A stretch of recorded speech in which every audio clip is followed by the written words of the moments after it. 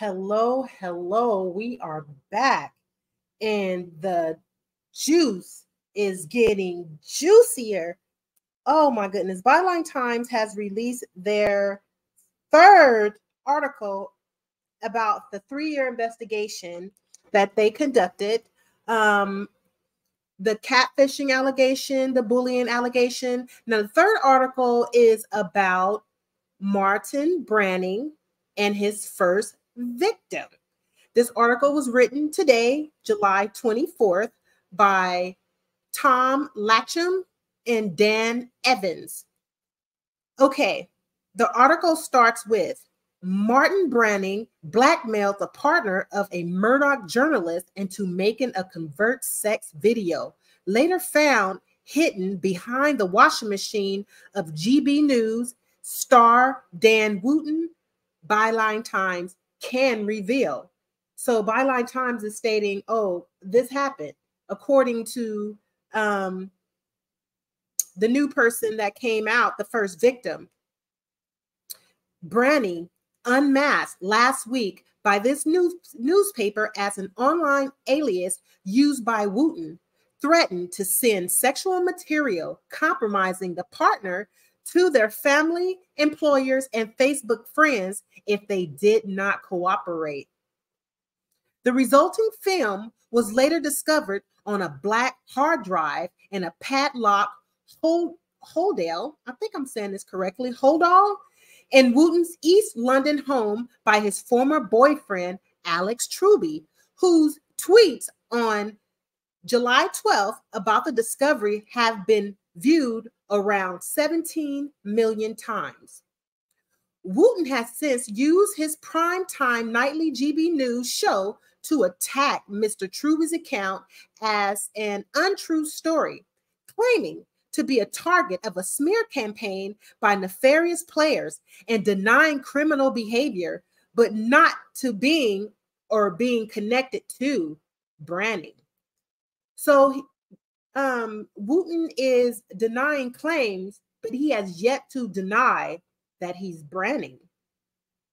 Today, however, in the third part of a 3-year special investigation into Wootton's private and professional conduct, the victim forced to make the video reveals how Branning drove him to the brink of suicide with a 10-year campaign of anonymous corrosion. The partner, a man whose identity Bylines Times is protecting, but who says that he will give evidence to the Metropolitan Police, said, "The fallout from this went on for years. I literally quit my London life. I lost everything. I went into the depths of depression. I definitely considered suicide. I didn't want to be around anymore. I blamed myself for the whole situation. I am only coming to terms with it now. Now I want to get it sorted out." The victim revealed how Branning started sending him emails, some of which this newspaper is publishing for the first time today. Shortly after the man, through his partner, met Wootton at a London membership club in 2008 and continued until 2018. The Branning emails claimed to be from a go-between on behalf of an unnamed but interested third party, offering the man, whom Wootton knew at the time was in financial trouble, up to $5,000 a week for modeling and other work. In an email on June 26, 2008, Branning wrote, "I had your email and a couple of pictures of you passed along to me because I heard you might be interested in making some extra cash through the sort of modeling and other work I've got on offer. Don't know if the person mentioned it to you, but I'd be really keen to chat with you further. All completely confidential, of course." Quizzed by the man who asked Branning who had shared his details, Branning followed on June 27th by writing, "Well, look, it's someone who knows you through the members club, but I always promise never to pass on those details because this person has worked for me in the past.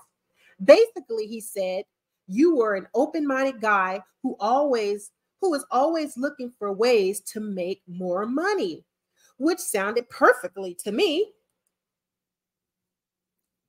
I do a whole range of modeling and that sort of work, which I'd like to see if you might be up for. And then they showed the images of the emails that was going back and forth between Dan Wootton and the alleged victim. Okay, next paragraph. The work turned out to be the creation of adult films made consensually between the man and a stream of individuals who physical type Brandon would dictate, with the man then locating corresponding candidates on the same-sex dating apps. I think it's pronounced Gaydar and Grindr.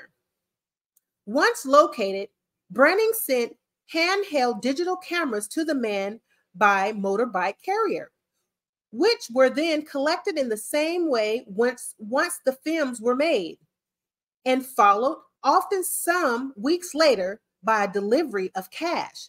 Wootton was then TV editor of the now defunct News of the World. At that time, I needed money, the victim said. It was an attractive offer. The courier would come with a video camera he would supply. I would make footage with it and send it back with the courier, arranged by Brandon. There'd never be money until weeks later. I would be thinking he had stitched me up. I've never heard that word before. He had stitched me up. Okay. Ultimately, money would be delivered by courier, sweaty wads of 20s, basically. Before setting the target to work, Brandon gave him a list of highly personal questions, making invasive inquiries about his sexuality and finances, along with a menu of photographic requirements. I know it sounds full on, but as I say, it's completely standard, wrote Brandon on July 7th, 2008, before making directions for a series of graphic poses, along with the question, have you ever slept with a celebrity? To which the victim said, no. In his journalistic career, Dan Wootton has revealed a number of men as gay or bisexual, including Duncan James from the band Blue and a star of the BBC reality show The Apprentice. In November 2014, The Sun's Bizarre column, which Wootton edited at the time, even launched a so-called bi bus testing his theory that most of us are at least a little bit bisexual, particularly in the world of celebrity. In a further email on July 29th, 2008, Brandon gave the man instructions on how to persuade targets to agree to be filmed. Brandon wrote, you make it a really horny idea with whoever you're seeing. All you need to say is, I love you to film me as you bleep me. It works with all guys, trust me, he said. Anyway, just keep me informed with your progress. Given his account of events to Bylines Times, the man said, I wish I had never responded to the first email, but I did. Nowadays, people do OnlyFans, a direct access subscription of pornography. Well, let me say this again. I wish I had never responded to the first email, but I did. Nowadays, people do OnlyFans, which is a direct access subscription pornography site. And I think it was the same kind of thing back in those days. It all seemed quite innocent, and I thought, I'm not hurting anybody. Then it escalated. It got heavier once I did give some content over. The guy I was meeting were up for being filmed on camera. It was consenting. Branning's pretext for applying pressure to the victim was to say that he was working on behalf of a demanding third party who seemingly had intimate knowledge of the victim's partner and their movements as a couple. So he was blackmailing people, which is not good. In fact, the victim had been introduced to Wooten by the victim's partner in the early stages of their relationship, and the partner also worked for News UK. The victim said, "I always felt that Dan Wooten had a strange obsession with my ex. 100%, it was weird. And I was always saying to my ex-partner, that guy's massively in love with you and is obsessed with you. And when I came in to the relationship, you could tell that there was this jealous aspect from Wooten. It was so obvious." Branning's knowledge of details about the victim's private life soon unnerved him. It was odd. Say I was going on a holiday with my partner, then messages will get more intense and requests will go more and more common. He told Bylines Times, "It just ramped up. And I was like, well, God, this guy knows too much about me." That was the scariest thing. It was just frightening, really. I couldn't get away. Anywhere I was, I felt that I was under scrutiny in some way, shape, or form. And you lose trust with a lot of people that you know because you start thinking, well, it's got to be somebody feeding information to who I thought was a genuine person. I had no idea. Things started to come to a head when Branning told the victim to make a film with his partner, who, when asked, said he did not want to make one consensually. The victim said, "It started with, 'Do you know this guy?' I told him I was not going to do this, but the pressure was mounting." He went on, "I said, it's not going to happen. He's not interested. It would be difficult to obtain what you want. But then I was told to just take some discreet pictures if you can." When he refused, Branning became ruthless. The man said, Branning said, "If you don't get this footage, then there are consequences, and you don't want your employer to find out or your friends and family to know what you've been doing." Blackmailing again. He continued, "No one wants their mom and dad to see you bleeping someone." And that's what it was. Well, if you don't, your family and your friends and your colleagues and your employers are going to see what you've been doing. You know, that was the heaviest part of it. I did try to just ignore that and tell him to F off, basically, but then it just got more intense. After Branning threatened the partner, offered them money, and crucially, the promise to make it the final demand of them, he reluctantly agreed to secretly make the video, which Alex Truby would later find before confronting Wooten, who Mr. Truby said made a tearful confession to being Branning. Woo! The man said, "It was a barrage of pressure to get this, or otherwise your cover will be blown. In the end, I was like, F it, I will just do it." Asked if he was blackmailed into it, the then ex-partner said yes.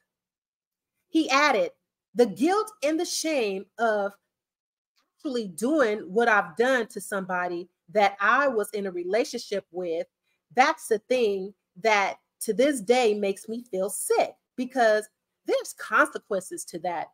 I still can't forgive myself for doing that to somebody else." Woo! The strain it put on the relationship began to take a toll.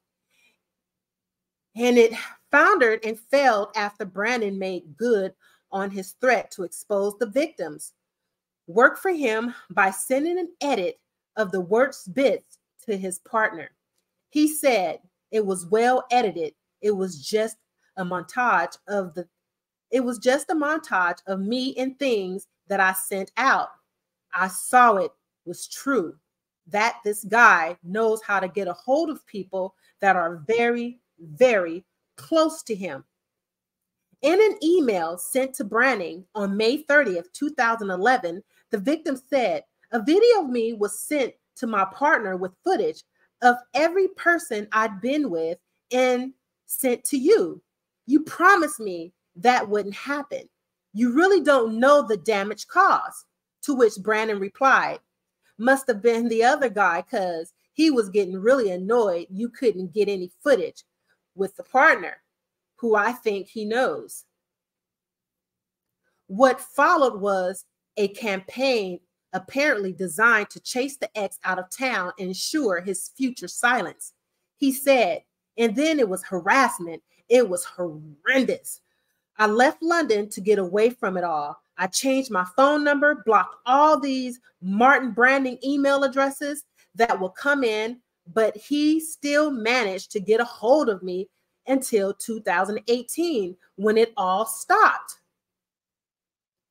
The victim only became aware of the connection between Branning and Dan WOOTTON affair, or the victim only became aware of the connection between Branning and Dan WOOTTON after Bylines Times unmasked him as the serial catfish who has used various online identities to trick and bribe scores of men into revealing compromising sexual material.